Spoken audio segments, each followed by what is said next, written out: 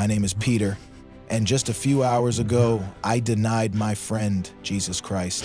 3 times. I swore I'd stand by him, even die for him, but when the moment came, I faltered.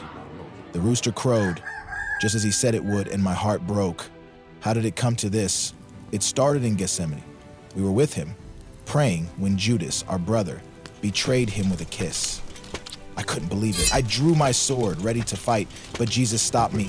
"Put it away," he said. They bound him like a criminal and dragged him away. I followed from a distance, my courage slipping with every step. They took him to the high priest, then to Pilate. I watched from the shadows as they accused him, lies piling on lies. He didn't fight back, didn't curse them. They mocked him, spat on him, pressed thorns into his head until blood ran down his face. My Lord suffering, and I did nothing! Just when they asked me, "You're one of his, aren't you?" Fear gripped me. "No," I said. 3 times, no. Then the rooster crowed, and his eyes met mine. I hid in the courtyard, watching as the soldiers tied him to a post. They laughed as they whipped him, those cruel leather straps embedded with bone and metal, tearing into his flesh. He walked the path to Golgotha, each step a struggle. The crowd pressed in, some spitting, others wailing. He was so weak, his legs shaking under the weight. Blood from the thorns on his head dripped into his eyes, mixing with sweat. But he kept going. He fell once, twice, the cross crushing him into the dirt. A man named Simon was forced to help, but Jesus, he bore the worst of it. By the time they reached Golgotha, he was barely alive, his body trembling, every breath a gasp.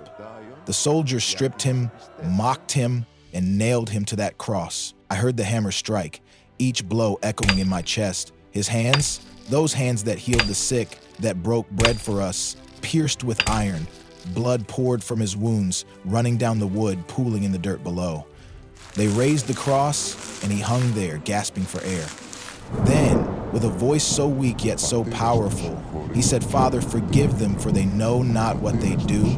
Forgive them after all they'd done? The crowd jeered, "Save yourself, King," but others wept. His mother, Mary, her cries piercing the air, he looked up, his eyes full of pain, and cried out, my God, why have you forsaken me?"